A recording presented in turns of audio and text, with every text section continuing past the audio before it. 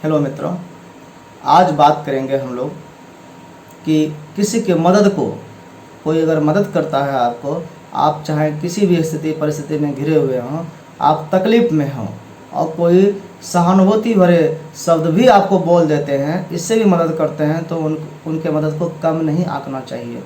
कोई शरीर से मदद करता है, तन से, कोई मन से, कोई धन से मदद करता है, लेकिन हमको इन सब चीज़ों से उनके कितना वजन है उसके मदद में, इससे नहीं मापना चाहिए, नापना चाहिए। हमको मेजरमेंट करना चाहिए कि उसके अंदर में कितना सद्भाव भाव है, कितना अंदर के प्रेम से उन्होंने मदद के लिए आगे बढ़ाया है अपना हाथ।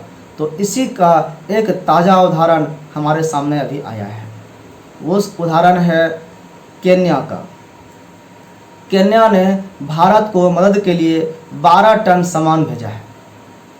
12 टन भारत के लिए बहुत बड़ा अमाउंट नहीं है, तुच्छ है, लेकिन आप सोचिए कि केन्या के लिए तो ये बहुत बड़ा अमाउंट है। आपने कहानी सुना होगा कि जब राम जो है रावण से युद्ध करने के लिए लंका जा रहे थे, तो उन्होंने राम सेतु यानी पुल बनाने के लिए जो समुद्र में पुल बनाया जा रहा था, नल के द्वारा पत्थर को छू करके उसको फेंका जाता था पानी पर तो तैरने लगता था। इस तरह से पत्थर को जोड़ करके जो पुल बनाने का काम हो रहा था, इसमें सभी महाबली लोग लगे हुए थे।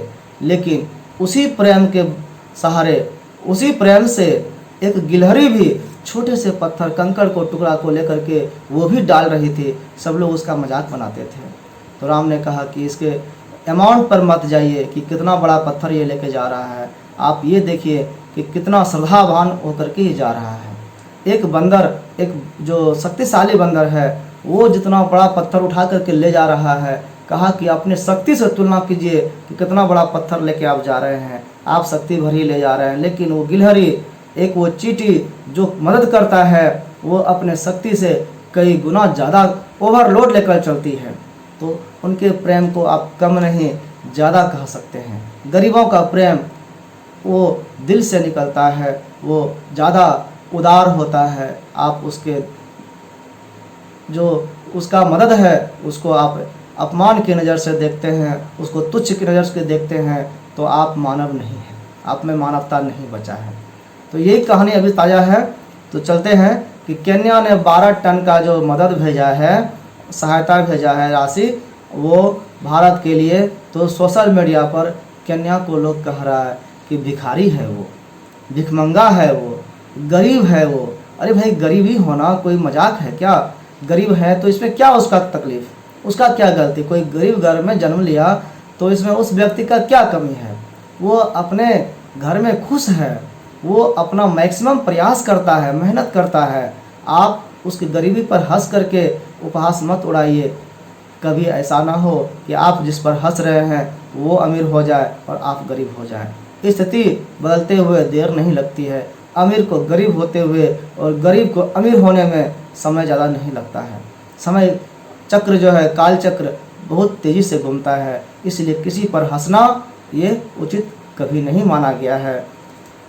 तो ये सब ठीक नहीं है।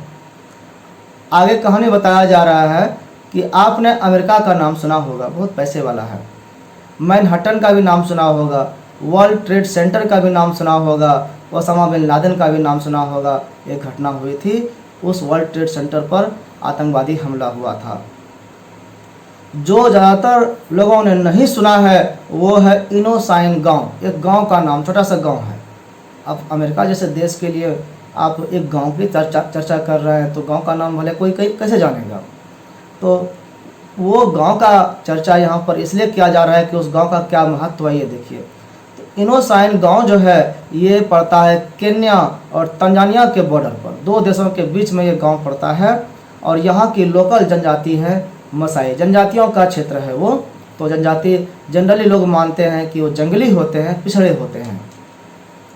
अमेरिका पर 9/11 का जो हमला हुआ था, इसका खबर चूँकि पिछड़े होने के कारण तुरंत नहीं मिला, देरी से मिला।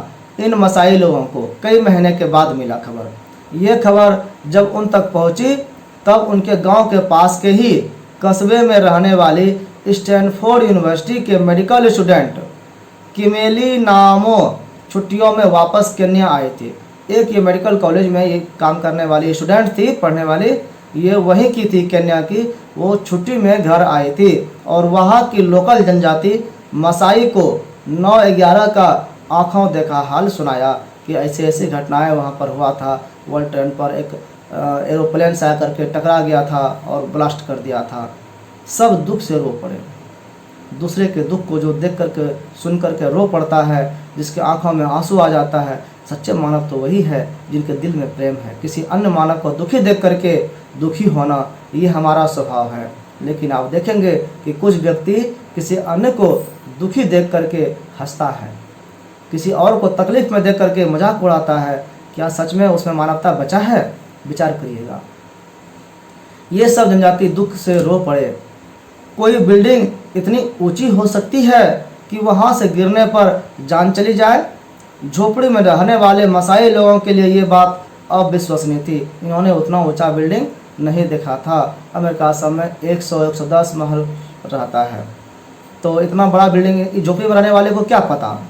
मगर फिर भी उन लोगों ने अमेरिकियों के दुख को महसूस किया और उसी मेडिकल स्टूडेंट के माध्यम से केन्या की राजधानी जो नैरोबी है में अमेरिकी दूतावास के डिप्टी चीफ विलियम ब्रांगिक को एक पत्र भिजवाया। आप जानते हैं कि हर देश का राजदूत, एम्बेसडर जिसको बोलते हैं, अपने हर देश में रहता है। दूतावास बोलते हैं, वहाँ पर एक प्रतिनिधि के रूप में, हर देश के प्रतिनिधि के रूप में हर एक देश में रहता है। तो जो भी खबर करना होता है, जैसे कि अमेरिका के एम्बेसी बोलते हैं, तो एम्बेसडर जो यहाँ पर है भारत में, अगर अमेरिका को कुछ खबर करना होगा तो हमको इनके माध्यम से करना होगा। तो ये केन्या ने भी वही किया कि वहाँ जो अमेरिका का दूतावास था, उनके जो हेड थे वो डिप्टी चीफ वो विलियम ब्रांगिक, उनको पत्र भिजवाया और जिसे पढ़ने के बाद विलियम ब्रांगिक ने पहले हवाई जहाज का सफ़र किया। उसके बाद कई मील तक टूटी फूटी सड़क पर कठिनाई का रास्ता पार करते हुए मसाई जनजाति के गांव पहुंचे। उसके लेटर को देख करके ये व्यक्ति जो हेड थे, ये उस गांव तक पहुंचे। बड़ा कठिनाई से पहुंचे, लेकिन पहुंचे। गांव पहुंचने पर मसाई जनजाति के जो लोग थे वो इकट्ठा हुए और एक कतार में 14 गायें लेकर के अमेरिकी दूतावास के डिप्टी चीफ के पास पहुंचे। 14 गाय लेकर के सामने आई। मसाइयों के एक बुजुर्ग ने गायों से बंधी रस्सी डिप्टी चीफ के हाथों में पकड़ाते हुए एक तख्ती की तरफ इशारा कर दिया। जानते हैं उस तख्ती पर क्या लिखा था? एक नेम प्लेट की तरह से लगा हुआ था। उस पर लिखा था कि इस दुख की घड़ी में अमेरिका के लोगों की मदद के लिए हम ये गाय उन्हें दान कर रहे हैं। अब सोचिए, उस मसाई जनजाति के लोगों के लिए वो गाय, एक गरीब व्यक्ति के लिए गाय जो है उसकी संपत्ति होती है, उसका धन होता है। वो धन को बहुत आवश्यक पड़ने पर ही वो किसी को देता है, बेचता है, नहीं तो उसको माँ की तरह पालता भी है, उससे विशेष लगाव होता है। अमीर के लिए एक गाय का कोई वैल्यू नहीं है, उसका कोई कीमत नहीं है, लेकिन गरीब के लिए, उसके लिए तो वो बहुत कीमती है। उसने 14 गायें वहाँ पर दान के लिए लिखा कि अमेरिका को हम ये जो गाय है इसको दान कर रहे हैं। जी हाँ, उस पत्र को पढ़कर दुनिया के सबसे ताकतवर और समृद्धि वाले जो देश है कि राजदूत का सैकड़ों मील चलकर 14 गायों का दान लेने आया था, उनका दिल पिघल गया था।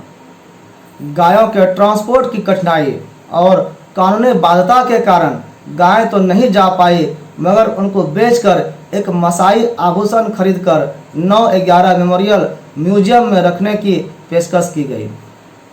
अब गाय जितने कीमती थे, जितना दाम था गायों का, उससे ज़्यादा खर्चा हो रहा था उसको ले जाने में। कई अड़चनें आती है, जानवर को कैसे ले जाएंगे, लेकिन नहीं जाया जा सका तो उसको बेच करके उसके नाम पर एक आभूषण वहाँ पर यादगार में म्यूजियम में रखा गया कि भाई उनके तरफ से दान के रूप में आया है। जब ये बात अमेरिका के आम नागरिकों तक पहुँची तो पता है क्या हुआ? उन्होंने आभूषण की जगह गाय लेने की जिद कर दी कि नहीं, प्रेम से वो गाय दे रहा था तो हमको गाय ही चाहिए, हमको आभूषण नहीं चाहिए। आभूषण की कमी नहीं है हमारे यहाँ, हम सबसे समृद्ध, दुनिया के सबसे पैसे वाले अमीर लोग हैं, हमारे यहाँ आभूषण की क्या कमी है? हम प्रेम से भरा हुआ वो गाय ही चाहिए जो वो दिल से दे रहा था। ऑनलाइन पिटिशन साइन किए गए कि उन्हें आभूषण नहीं, गाय चाहिए। अधिकारियों को ईमेल लिखे गए, सारे लोग आंदोलन करने लगे। वहाँ पर आंदोलन पिटीशन से किया जाता है। नेताओं से बात की गई और करोड़ों अमेरिकियों या अमेरिका वासियों ने मसाई जनजाति और केन्या के लोगों को इस अभूतपूर्व प्रेम के लिए कृतज्ञ भाव से धन्यवाद दिया कि आपने हमारे दुख की घड़ी में मदद करने की पेशकश तो की। आपने अपने सक्षमता के हिसाब से, अपने शक्ति के हिसाब से, सामर्थ्य के हिसाब से जो मदद किया वो आपके लिए बहुत बड़ा है और हमारे लिए स्नेहपूर्ण है। उनका अभिनंदन किया। 12 टन जो अनाज आज केन्या ने भारत को दिया है उसको सहर्ष स्वीकार करना चाहिए। उनके भक्ति भाव को, उनके समर्पण को ध्यान में रख करके उनका अपमान नहीं करना चाहिए, उनका सम्मान करना चाहिए। दान नहीं, दानी का हृदय देखना चाहिए। कंकड़ नहीं, कंकड़ उठाकर सेतु में लगाने वाले गिलहरी की श्रद्धा को देखने चाहिए कि वो किस श्रद्धा भाव से मदद कर रहा है। क्या वो हमारे लिए अपमान का कारण हो सकता है? नहीं, वो अपमान करने के लिए हमको मदद नहीं कर रहा है, वो श्रद्धा भाव दिखा रहा है, अपनी सहानुभूति जता रहा है कि हम भी आपके साथ हैं। इतना कहना ही काफ़ी है, नहीं तो सक्षम तो हम लोग खुद भी हैं। और मौत आ जाए तो मौत को कौन रोक सकता है? काल को कोई रोक नहीं सकता, किसी के बस की बात नहीं है। चाहे हम कितना भी मेडिकल व्यवस्था कर लें, कितने भी सुविधाएं कर लें, हम मौत पर विजय कभी नहीं पा सकते। ये निश्चय होकर के हम लोगों को समझना चाहिए। हाँ, हम थोड़ा तकलीफ को कम कर सकते हैं, एक दूसरे के साथ घुल मिल कर रह सकते हैं। जो हमारे बस में है हमको वो करना चाहिए, जो ईश्वर के बस में है उसको छोड़ देना चाहिए, उस पर ज़्यादा इधर उधर नहीं करना चाहिए। हमारे लिए ईश्वर मानव के रूप में ही तो सामने आते हैं। मानव ही अगर भेंट करता है, मदद करता है तो हो सकता है वो ईश्वर हो। ईश्वरी जो शक्ति है वो मानव के रूप में हमारे सामने प्रदर्शित होती है। तो कोई भी मानव हमारे लिए छोटा नहीं है, तुच्छ नहीं है। उनके भेंट हमारे लिए अमूल्य निधि है, हमको उनका सम्मान करना चाहिए। इसी विचार के साथ आप सबका बहुत बहुत धन्यवाद। नमस्कार।